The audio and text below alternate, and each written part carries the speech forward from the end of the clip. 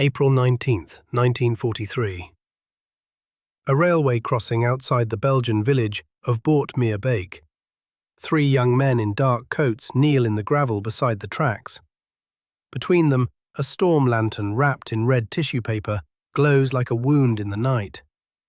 The locomotive of Transport 20 is 2 minutes away, hauling 30 cattle wagons of human beings toward Auschwitz. Behind the boys, no army, no partisan column, no backup. Robert Mastrio, 20 years old, an architecture student from Brussels, holds the lantern between his knees and feels his hands tremble. Beside him, Yura Livshitz, a Jewish doctor of 25, checks the single revolver they own. 6 bullets. Beside him, Jean Franclemont, 25, a young musician with no weapon at all. The plan is the size of 3 boys and 1 lantern. The plan is to stop a German Holocaust train in motion on its way out of occupied Belgium and free as many people from inside it as they can before the SS in the rear carriage realize what is happening. Tonight, these 3 will pull off the only successful armed ambush of a Holocaust deportation transport in the entire history of the Second World War. No partisan unit in France attempts it. No resistance group in the Netherlands attempts it.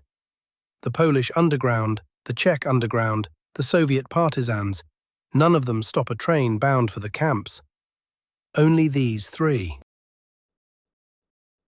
And one of the world's most extraordinary acts of rescue is about to be carried out by an architecture student, a doctor, and a musician, armed with the firepower of a pocket pistol and the optical trick of red paper around a lantern.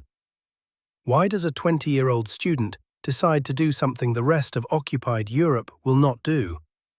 And how do 3 boys, with no military training between them, hijack a moving train under the noses of 15 armed German guards? The answer begins 6 months earlier in a small cafe in Brussels, where a Jewish doctor speaks to a Belgian student about a number. The number is 1500. The number is what fits inside one of these trains. Robert Mastrio is the youngest of 3 brothers from a respectable Brussels family. His father is an engineer. His mother runs the household with the precision of a Swiss watch. Robert, the youngest, is supposed to study architecture at the Brussels Academy and grow up into a tidy professional life. The German occupation interrupts him in May 1940. He is 17. By the time he is 19, he is delivering forged ration cards by bicycle for the Belgian resistance. He knows how to disappear on a country road at night. He knows which farms will hide a courier and which will not. He has one ordinary skill that no soldier in the Wehrmacht has bothered to learn. He can read the geography of his own province in the dark, by the smell of the fields and the sound of the cows, faster than a German patrol can flick on a torch. In a coat pocket, he keeps a folded photograph. His older brother in Belgian army uniform from 1940, smiling. The brother has not been heard from for 2 years. The photograph is creased through the middle. Robert touches it the way some men touch a rosary. In the autumn of 1942, Robert is sitting in a small cafe near the Grand Place when a friend brings a stranger to his table. The stranger is calm. He is small. He wears wire-rimmed glasses and speaks French with a slight Russian inflection. His name is Yura Livshitz. He is a medical doctor, born in Petrograd, raised in Brussels, Jew, 24 years old at this meeting. Yura has just learned what the Mechelen barracks are. He has just learned what the trains out of Mechelen are. He has just learned, from a survivor who got off one of the first transports, what the destination is. He says the destination quietly. Auschwitz. Robert does not yet know the word. Yura spells it for him on a napkin, then folds the napkin into his pocket and burns it later. There is one more thing he says that evening, and Robert will hear it for the rest of his life. The Germans, Yura says, are about to put my whole family on one of those trains, and nobody is coming for them. The reader knows now what Robert did not know yet. Belgium, by the spring of 1943, has become a quiet machine for the murder of its own Jewish population. 56,000 people in 1940. By the war's end, more than half will be dead. The machine has a name and an address. Dossin Barracks at Mechelen, a yellow brick complex 28 kilometers north of Brussels, halfway to Antwerp. SS Sammellager Mechelen, a holding pen. Belgian Jews and Roma are arrested in the streets and in their homes, brought to Mechelen, registered, photographed, given a transport number, and held in the barracks courtyard until the next train fills. The trains run every 2 or 3 weeks. They are not separate death trains. They are ordinary Reichsbahn rolling stock, sealed cattle wagons borrowed from the German National Railway, with the same kind of guards who haul coal. The Belgian gendarmerie cooperates at the loading. The Belgian station masters cooperate at the routing. The Belgian railwaymen do not always cooperate, but they do not openly refuse. There has been, up to this point in the war, no sustained, organized, armed Belgian effort to stop a single transport. The yellow brick walls of Mechelen smell of disinfectant and wet wool. Children sleep on straw on the courtyard floor. Suitcases stand in stacks against the wall, marked with chalked numbers that match the registration cards. The SS officer in charge of the barracks is a Viennese named Philip Schmidt, with a German shepherd at his heel. The Belgian Jewish Council has tried to ration its bargaining, hoping that compliance with the paperwork will keep at least some Belgian Jews off the lists. By the third transport, the Council understands the bargain. Compliance does not save anyone. Compliance only moves the order of the names. Sources differ on how many people in Brussels know in detail, by April 1943, what happens at the other end of the line. Most of them know enough. The first 19 transports out of Mechelen have already gone. By the time the 20th is announced, almost 15,000 people have left Belgium in those sealed wagons, and almost none of them have come back. And the silence that arrives in their place tells the city everything it does not want to know. Jura Livschitz is not waiting any longer. He goes to the Belgian resistance umbrella group, the Front de l'Indépendance, and asks for weapons, men, and a plan to stop the next transport. The committee meets. The committee considers. The committee says no. The numbers do not work, they tell him. 15 armed Schutzpolizei on the train, a locomotive at speed, a column of carriages each locked from the outside. The German reaction time. Even if you stop the locomotive, the SS in the rear carriage will be on the freed prisoners within 90 seconds. You will sacrifice 3 or 4 men for, at best, a dozen rescued. The committee files the proposal. The committee moves on to the next agenda item. Jura walks out into the rain. He has been told politely that his family is not worth the operation. He goes back to Robert. He says, "Then we do it ourselves." Robert is 20 years old. He has never fired a pistol. He has never been in a fistfight. He says yes before Jura has finished the sentence. A few days later, a third boy joins them. Jean Franclemont, 25, a young musician who plays clarinet at evening concerts and runs courier work for the resistance by day. He is not Jewish. He is not under personal threat. He volunteers because Jura is his friend and because waiting feels worse than the train. But who would be insane enough to ambush a Holocaust train with no army behind them, no partisans behind them, no Allied air cover, in the middle of Nazi-occupied Belgium on a night in April? And how does an architecture student plan, on a kitchen table, the only successful Holocaust train rescue of the entire war? The plan grows on a kitchen table in a Brussels safe house. 3 boys, 1 map, 1 pencil, and a black market bottle of Burgundy that nobody drinks. They have 8 days. The next transport out of Mechelen is scheduled for the night of April 19, 1943. The Front de l'Indépendance has refused them. The Defense Committee of the Jews can offer counterfeit ration cards, names of farmers willing to hide a child, addresses of priests willing to forge baptism certificates. The committee cannot offer them a single rifle, so the boys do the planning themselves. They divide the work the way students divide a school assignment. Jura Lifshitz is the brain. He gets hold of a Belgian railway timetable, the kind any traveller can buy at any station newsstand. He marks the route the transports have been taking out of Mechelen, north to Antwerp, then east into the Reich. He talks to a railwayman who has a brother in the resistance.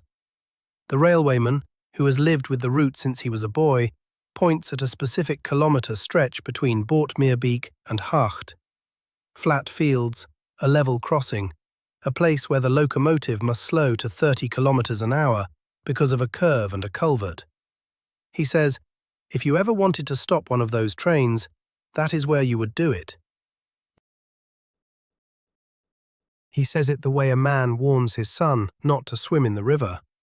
He does not volunteer to come along. Jean Franclemont is the courier.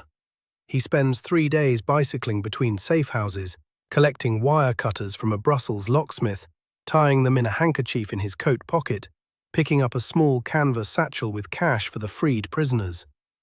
Belgian francs and German occupation marks, small denominations, distributed so that each escapee who reaches the woods will have something to give a farmer. Robert Mastrio is the muscle, which is a joke. Robert weighs 63 kilograms in his coat. He has hands that draw blueprints for a living, but Robert is the one who handles the lantern. Robert had the idea, sitting in the safe house one evening, when Jura was explaining that the only way to stop a German locomotive in the dark, without detonating something, is to make the driver think the line is blocked. A red light, a signal.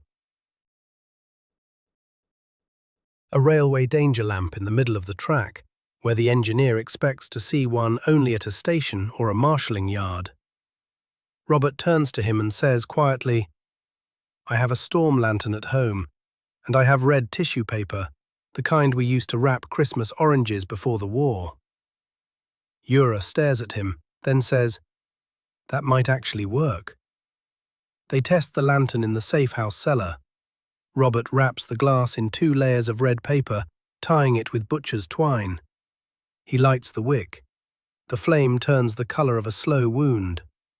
From 3 meters, in the dark, with a man's eye dilated and tired, it does not look like a lantern at all.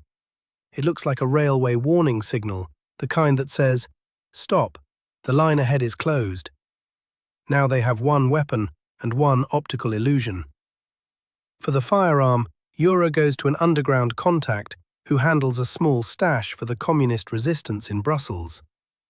The contact gives him a revolver. It is older than the war. Belgian make, before 1940. 6 bullets in the cylinder. No spare ammunition. The contact says, do not use it unless you have to. We will not give you a second one. There is one more matter. The wagons of a Reichsbahn transport are locked from the outside with sealed iron bolts. To open them, you do not need a key. You need a tool to pry the bolt's pin. The locksmith in Brussels sells Jean a short crowbar wrapped in newspaper. They wrap the wire cutters in the handkerchief beside it. Now the satchel is heavy enough that Jean walks slightly tilted. They argue about whether to bring anyone else. Jura wants more men. He goes back to the front one last time and pleads. He is refused again. Robert suggests his brother's old Boy Scout group from before the war. Jura laughs without humour and says, no, this is not a game for boys. Then he looks at himself and at Robert and at Jean and laughs again at the same thought. In the end, no one else comes. There may be a 4th man waiting on the road as a lookout. Some accounts mention a young resistance courier named Maurice. Others do not. The records disagree on the number. What is certain is that the three who walk onto the tracks that night are Maestriau, Lifshitz, and Franklemon. The story belongs to those three names. Take an average, it does not change what they did. April 19th, late afternoon. Robert takes a tram out to the suburbs, then a bicycle from a sympathetic farmer, then walks the last 5 kilometers along the railway embankment with the lantern, unlit, in a canvas bag. Jean comes the long way by a country road on a battered bicycle with the satchel of crowbar and cutters across his back. Ura travels separately by tram and on foot, carrying the revolver in an inside coat pocket, the 6 bullets in a small paper twist in his trouser pocket like loose change. They meet at sundown by a culvert outside Boortmeerbeek. It is cold. There is a thin, wet wind off the fields, and the smell of cow manure from a farm a kilometre away. Above them, a sky that has not yet darkened, the colour of dirty pewter. They check the railway timetable one more time. The transport is due through Boortmeerbeek at 10 o'clock at night. They are 5 hours early on purpose. Robert sets up the lantern. He chooses a spot where the line straightens out of the curve, so the engineer will see the red light through the trees a good 400 meters before he reaches it. Long enough to brake. Short enough that he cannot stop entirely until he is right on top of the boys. Robert is good at this. Architecture school is mostly geometry, and geometry is mostly the question of what an eye sees from a given angle. He calculates the angle, paces the distance, and digs the lantern's base into the gravel. Meanwhile, 30 kilometers to the south, Transport 20 is being loaded. 30 cattle wagons sealed with iron bolts. 1 closed passenger car at the rear for the SS guards and the Reichsbahn personnel.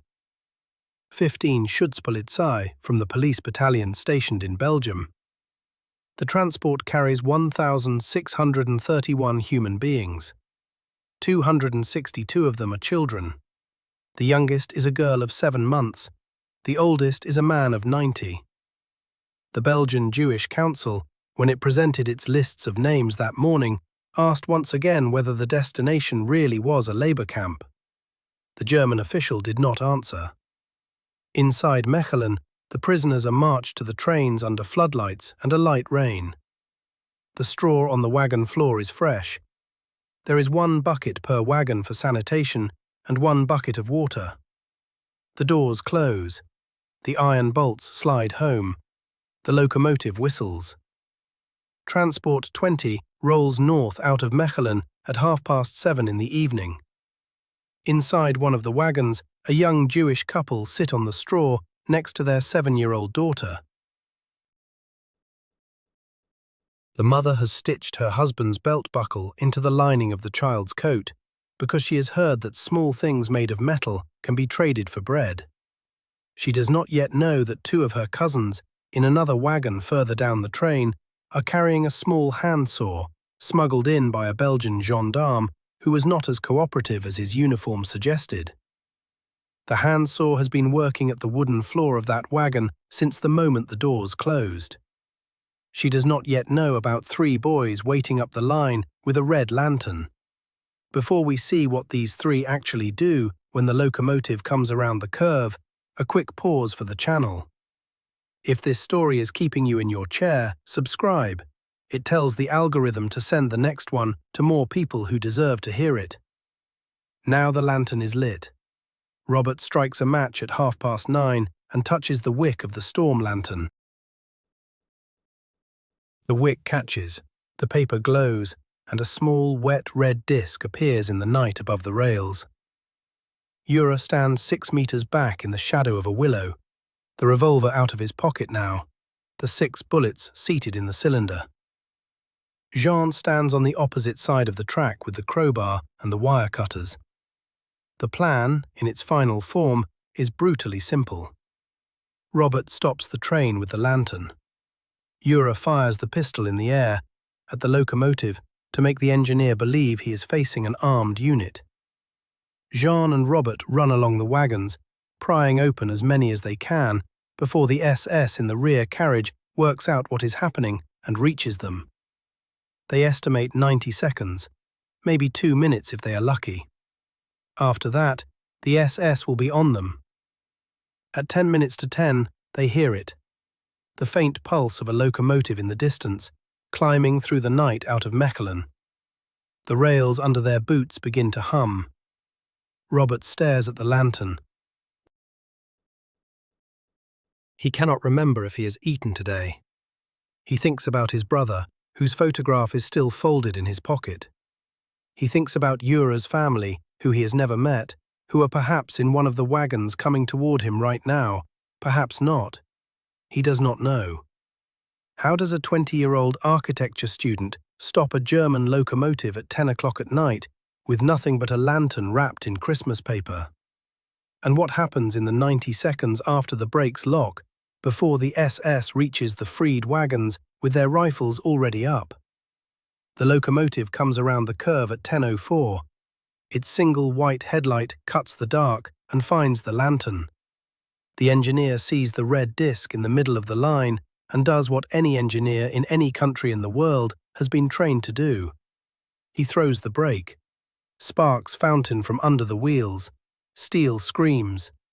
The whole train shudders, 30 wagons bunching like the segments of an animal hit in the spine. The locomotive groans to a halt with the funnel 6 meters from where Robert is crouched in the gravel. The driver leans out of the cab, confused. He sees no station. He sees no flagman. He sees a thin young man in a dark coat reaching for a lantern.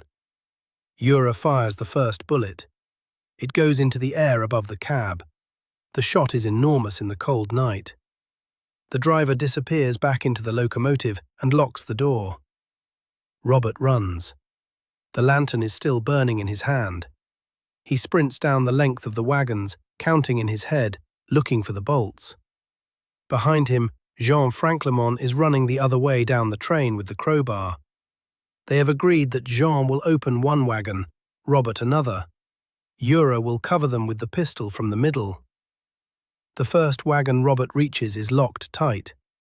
He sets the lantern on the gravel, takes the wire cutters from Jean, who has thrown them to him, and works on the iron bolt. It will not give. He swears under his breath. He moves to the next wagon. This bolt is older. He levers it. The bolt snaps free with a noise like a small bell. He drags the heavy door open. Inside, 50 pairs of eyes, the smell of straw and bodies and urine. A small kerosene lamp in the corner of the wagon, hand-held, that one of the prisoners has lit when the train stopped, because he too is a former railwayman, and he knows trains do not stop in the dark for nothing. Robert speaks French as fast as he can. He shouts, "Get out! Run for the fields! Do not go on the road!" Some of the people stare at him as if he is a hallucination.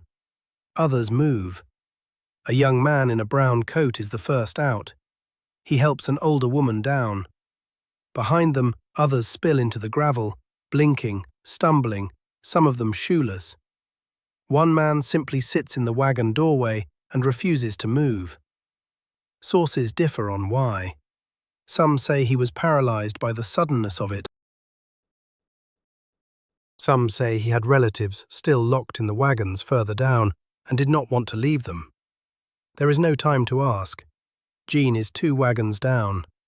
He has the crowbar against another bolt. He grunts, breaks it, and the door rolls open. More people pour out. Jean shoves a small wad of Belgian francs into the hands of a teenage boy and shouts the names of 2 farms half a kilometre to the east where he can knock. The boy takes the money and runs. Jean is already at the next door. In the rear carriage of the train, the SS commander hears the shot, hears the silence, hears the shouts. He kicks open his compartment door. He shouts at his men. 15 Schutzpolizei pull on their helmets and tumble out onto the gravel with their carbines. 90 seconds, maybe 2 minutes. The boy's window. Ura fires the second bullet down the length of the train then the third, deliberately into the gravel near the rear carriage to keep the SS pinned for a few more seconds. He has been trained as a doctor, not a soldier. He aims at the ground because he is not certain he can hit anything else, and because he does not want the dead body of a Reichsbahn brakeman on his conscience for the rest of his life.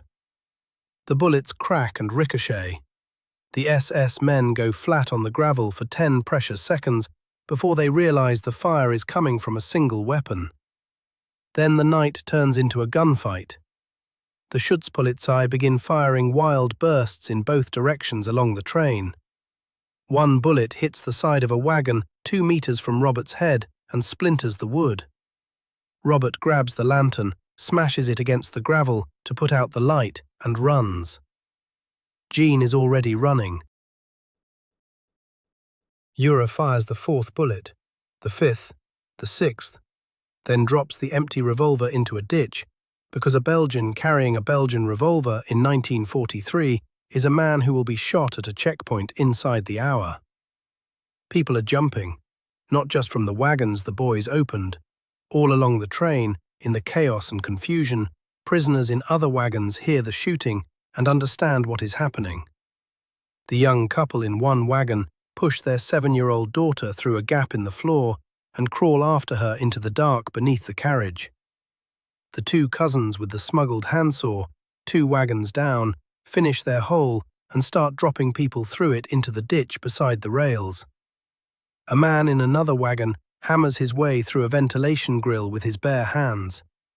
The seal on a 3rd wagon, weakened by months of use, simply gives way when a group of men inside throw their combined weight against the door. Across the length of Transport 20, the prisoners are running. Into the fields, into the woods, into ditches and culverts and farm gates. Some are caught within the hour. Some are shot in the back as they cross the open ground. Most are not. Robert reaches the embankment and rolls down it into a turnip field. He keeps running. He knows this country. He has cycled it at night for 2 years with no headlamp, by the sound of the cows in the barns and the smell of the wet fields.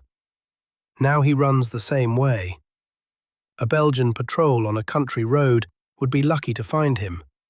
A German patrol, unfamiliar with the geography, has no chance at all. He keeps moving northeast, away from the railway, away from Boortmeerbeek, toward a safe house he has memorized, where a farmer's wife will open the door without asking questions if he taps 3 times on the back window. He reaches it before dawn. Jean Franclemont makes it the same night, on the other side of the line, to another farm. He is bleeding from a cut on his arm where a splinter caught him. The farmer's daughter bandages it without asking how he got it. Ura Lifshitz walks all the way back to Brussels, through the rain. 28 kilometers. He arrives at his apartment at dawn, takes off his soaked coat, washes his hands, and goes to his hospital shift as if nothing has happened. He sees patients all morning. At lunch, he buys a newspaper and reads, in the small back-page notice the Germans are willing to admit, that an unidentified attack on a railway transport near Boortmeerbeek has taken place the previous night. He folds the paper and puts it in his pocket and goes back to work. Then the aftermath. In the concrete numbers a story like this finally insists on. Of the 1,631 people on Transport 20 when it left Mechelen, 233 escape that night. 26 of them are killed during the escape or recaptured at gunpoint and shot. 90 more are recaptured in the next days and weeks and sent on the next available transport. The remaining 117 survive in hiding until the liberation of Belgium in September 1944. They live. They go on to have children and grandchildren. Some of them, decades later, will tell their families that they got off a train one night in April because a red lantern stopped it, and 3 boys they never saw clearly opened the door. Of the 1,398 people who do not get off the train that night, almost none come back. They are gassed at Auschwitz-Birkenau on arrival, or worked to death within months.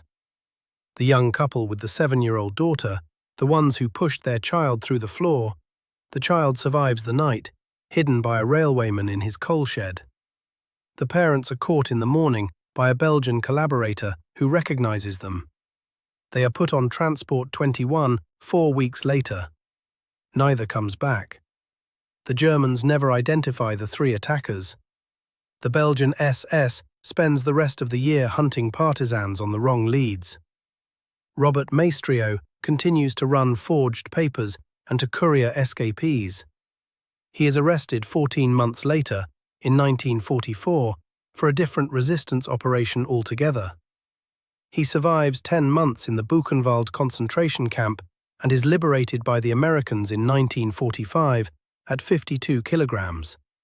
He goes back to architecture school. Jean Franclemont is also arrested on a separate operation and also sent to Buchenwald.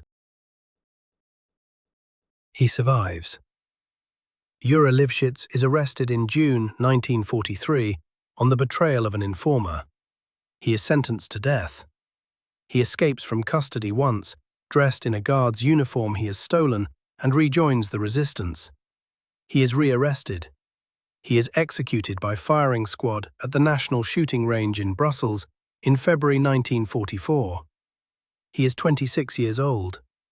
He never sees the count.